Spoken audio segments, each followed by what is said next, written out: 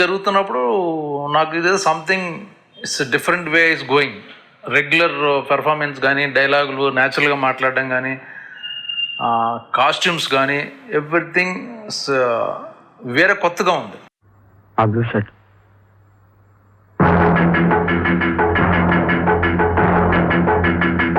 ఏంటనో ఒక నాకు క్లోజప్ ఒకటి, గొల్లపూడి మారుతిరావు గారిని నేను చీట్ చేసి అటు షిఫ్ట్ అయ్యే దాంట్లో రఘువర్ను గొల్లపూడి మారుతిరావు గారిని చంపితే గొల్లపూడి మారుతిరావు గారు నాయంగా చూస్తారు. అప్పటి వరకు జనరల్గా ఏంటంటే నేను మోసం చేశానన్న ఎక్స్ప్రెషన్ ఇవ్వాలి. దానికి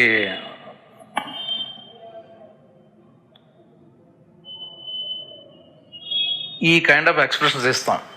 దట్ ఫస్ట్ టైం నేను షాక్ తింది, బ్రహ్మాజీ నువ్వు గిల్ట్ ఫీల్ అవ్వాలన్నారు. నేను షాక్, సార్ నేను చీట్ చేశాను, విలన్ని గిల్ట్ ఫీల్ అవ్వడం ఏంటి అన్న. ఎంత ఉన్నా సరే యువర్ హ్యూమన్ బీయింగ్. నువ్వు ఒక అతని దగ్గర పని చేస్తూ అక్కడి నుంచి ఇక్కడికి అమ్ముడిపోయావు డబ్బుల గురించి. సో నీకు ఎక్కడో హ్యూమానిటీ ఆ క్షణం fraction of second guilt feel అవుద్ది. అప్పుడు నాకు నిజంగా షాక్ అయ్యా. ఈయనెవరో చాలా కొత్తగా ఆలోచిస్తున్నాడు అనుకుని నేను ఇచ్చిన ఎక్స్ప్లెనేషన్ అది.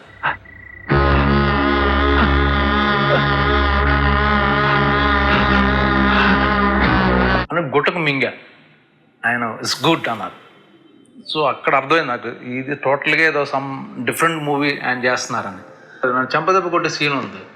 మామూలుగా యాక్ట్ చేస్తారేమో అనుకున్నాను యాక్టర్స్. పాట్ 5-6 టైమ్స్ 5 టేక్స్ పట్టినాయి ఫోకస్ అని అది అని కొడితే నాకు 5 ఏళ్ళు అలా ఉండిపోయినాయి.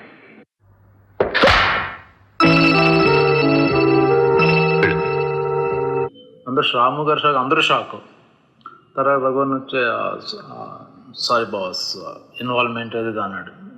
సరే ఓకే అనుకున్నాను. అక్కడి నుంచి నా భయం, ఇప్పుడు పొడిచే సీన్ వస్తే ఏంటి పొడి చేస్తాడని నిజంగా అన్న కంగారులో ఉండేవాడిని.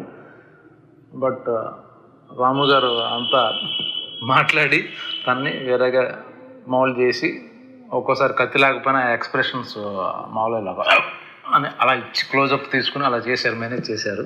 షోలే సినిమా ఇండియాలో ఎంత ఇంపార్టెంట్ ఉన్న cinema. It's like almost library Sholay అనే సినిమా. సౌత్ ఇండియాకి శివ అటువంటిది. అప్పటి వరకు ఉన్న టోటల్గా cinema norms, performance, like characterisations, story, way of story చెప్పడం కానీ, మొత్తం ఓవరాల్గా 24 క్రాఫ్ట్స్ని టోటల్గా కొత్తగా చూపించిన సినిమా శివ. అప్పుడు షోలే అలాగో మనకి నాకు తెలిసి సౌత్ ఇండియాకి శివ అనే సినిమా అటువంటిది.